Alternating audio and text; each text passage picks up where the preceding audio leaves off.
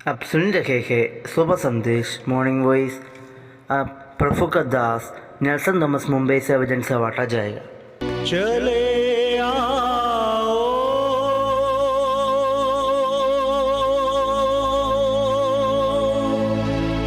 चले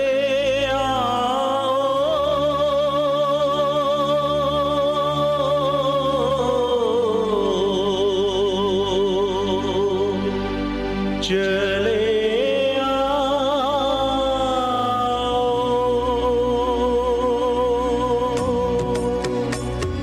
उठो अब तुम गुनहगारो, मसीहा ने पुकारा है। वही तो बेसहारों का,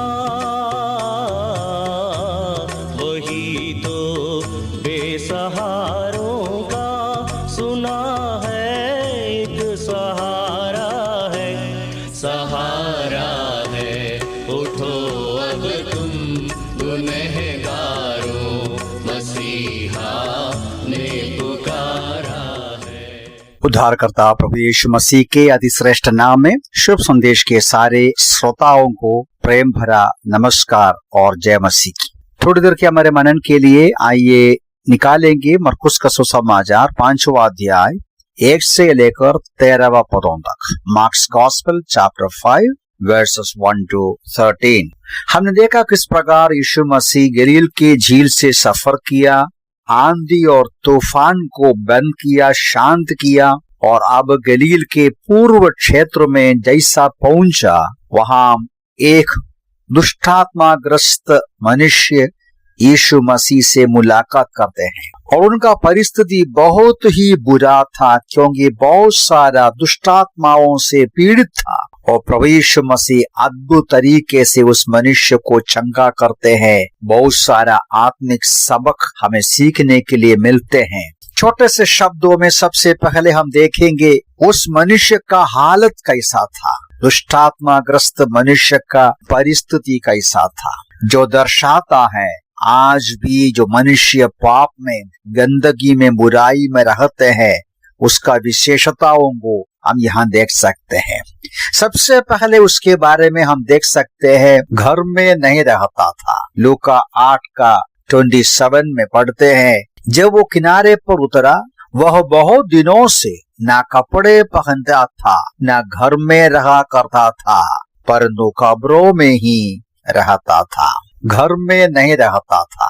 घर में क्यों नहीं रहता है? क्योंकि घर के अंदर नियम होता है, अनुशासन होता है। ये मनुष्य अधर्म को पसंद करता है, नियम को पसंद नहीं करता, रेस्ट्रिक्शंस को पसंद नहीं करता, अनुशासन में रहने को पसंद नहीं करता है।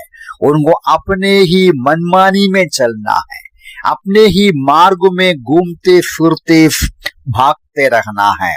ये दर्शाते हैं आज भी मनुष्यों का स्वभाव जो अधर्म को पसंद करते हैं। यूहन्ना अपनी पहली पत्री 3:4 में कहते हैं, सारा अधर्म पाप है। दूसरी बात हम देखते हैं, वो कपड़े नहीं पहनते थे और कब्रों में रहते थे। ये दोनों बहुत ही अपनॉर्मल स्वभाव को दर्शाता है। साधारण लोग ऐसा नहीं करते हैं। कोई मनुष्य अपने होश में बिना कपड़े से रास्ते से घूमेगा नहीं, और उसी प्रकार कोई भी मनुष्य स्वाभाविक रूप में कब्रों में वास नहीं करता है। ये दर्शाते हैं जो निर्लज्जता की बात है, शेमफुल बात है, उसको पसंद करते हैं। प्यारो, ये भी पाप में, अपराध में डूबा हुआ एक मनुष्य का पिक्चर है, जिसको मालूम नहीं भलाई क्या है, बुराई क्या है, अपमान क्या है, आदर की बात क्या है। भलाई और बुराई को पहचानने का ताकत इसको नहीं है। दुख की बात, आज हम लोग एक ऐसी संस्कृति में आए हैं, कुछ साल पहले तक जो पाप और गंदगी कहा जाता था, बुराई माना जाता था, आज बुराई नहीं है। मनुष्य जाति बुराई को भलाई के रूप में स्वीकार किया गया है। और तीसरी बात हम देखते हैं उस मनुष्य के बारे में मरकुस का 5:5 में, वो लगातार रात दिन कब्रों में और पहाड़ों में चिल्लाता और पत्थरों से स्वयं को घायल करता था। पत्थर उठाकर स्वयं को घायल करता था। यानी स्वयं का नाश करता था। ये भी इस व्यक्ति का तीसरा विशेषता के रूप में देख सकते हैं। देखिए, अगली बात हमने देखा, जो अधर्म का पसंद करने वाला, नियमों का पसंद नहीं करने वाला, नियमों को तोड़ने वाला, निर्लज्जता की बातों पर गर्व करने वाला, उसका परिणाम है अपने आप को नाश करते हैं।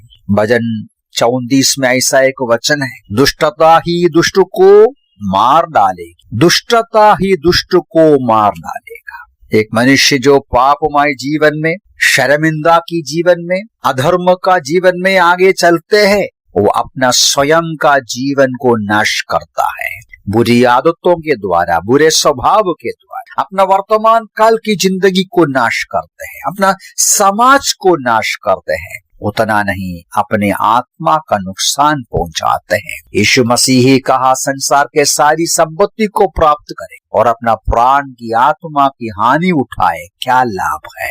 हमेशा हमेशा के दंड में इस प्रकार का मनुष्य चले जाएंगे, पवित्र शास्त्र बाइबल हमें समझाते हैं। चौथी बात उसके बारे में हम देख सकते हैं, वो चिल्लाते रहते हैं, यानी उसके अंदर कोई शांति नहीं है, समाधान नहीं है। ये भी एशिया के पुस्तक में हम लोग पढ़ते हैं, दुष्ट को कोई समाधान नहीं है। प्यारों, ये सारी बातें एक दूसरे से कनेक्टेड है। अधर्म का जीवन, निर्लज्जता की बातों पर गर्व करना, अपने आप को नाश करने का जीवन शैली को अपनाना, असमाधान की जिंदगी की ओर जाते हैं। क्योंकि ऐसे लोगों में परमेश्वर की उपस्थिति नहीं, परमेश्वर की आशीष नहीं, परमेश्वर का मदद, वो स्वयं निराशा में डूब जाते हैं, संकट में डूब जाते हैं। और पांचवी बात उसके बारे में हम देख सकते हैं, वह 3 के अंत में पढ़ते, कोई उससे जंजीरों से भी बांध कर नहीं रख सकता था, कोई भी उसको वश में नहीं कर सकता था। स्वाभाविक रूप से समाज में उस व्यक्ति तकलीफ देता था, इसलिए समाज के कुछ लोग उसको बांधने का कोशिश किया, लेकिन वो बंधन को तोड़ डालता, जंजीरों से बांधेगा तो भी तोड़ डालता था। यहाँ एक बात हमें सोचना है, मन में रखना है, जो व्यक्ति अधर्म का जीवन बिताते हैं, स्वयं अपने आप को नाश करते हैं, समाज के लिए नाश का कारण बनते हैं, समाज उसको क्या करेंगे, उसको बांध कर रखेंगे, उसको अकेला में किधर भी जेल के अंदर बंद गृह में करके रखेंगे। सुधारने को मुश्किल है, सुधारना चाहेगा तो स्वयं भी सुधार नहीं सकता है। कई बार ऐसे मनुष्यों के अंदर बोध आता है, सुबोध आता है, मेरी जिंदगी बर्बाद हो रहा है, मुझे बदलना है। प्यारों, मनुष्य अपने आप को बदल नहीं सकता, जंजीर से उनको बांधेगा तो कोई भी उसको बदल नहीं सकता। बहुत ही ताकतशाली व्यक्ति है, पाप और बुराई में वो रहते हैं। इसका पीछे का रहस्य क्या है?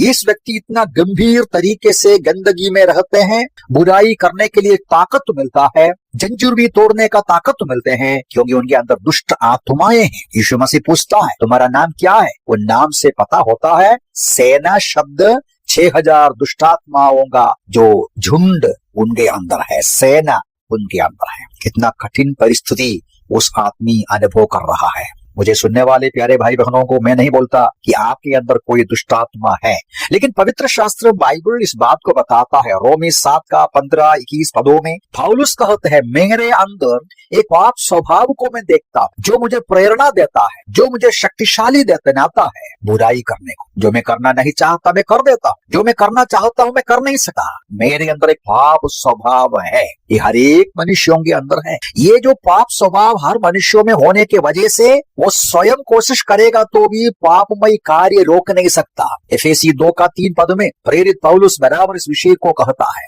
एफेसी 2:2 में हम लोग इस बात को पढ़ते हैं, पहले इस संसार की रीति और आकाश में शासन करने वाले अधिकारी अर्थात उस आत्मा के अनुसार चलते थे, जो अभी भी आज्ञा न मानने वालों में क्रियाशील है। आज्ञा न मानने वाले मतलब बुराई में और पाप में, अधर्म में रहने वाले। उन लोगों के अंदर उनको आज्ञा न मानने के लिए बलवंत करने का क्रियाशील एक आत्मा है, वो शैतान की आत्मा है, ये संसार के अधिकारी का आत्मा है। इसलिए इस बातों पर गंभीरता से विचार करना, क्यों बार बार हम पाप करते हैं, क्यों बार बार हम बुराई करते हैं, क्यों हम कोशिश करने से बुराई से बच नहीं सकता है, क्यों कोई भी हमको सुधार नहीं सकता है। हमारे अंदर एक ताकत है जो दुष्ट का ताकत, पापमय स्वभाव का ताकत। यहाँ एक बात और देखना है, ये जो व्यक्ति जिसके अंदर दुष्ट आत्माएं हैं, ये जो व्यक्ति जो अधर्म में रहते हैं, जो शर्मिंदा की बातों को पसंद करते हैं, अपने आप को नाश करते हैं, असमाधान की जिंदगी बिताते हैं, और वो यीशु मसीह को पहचानता है,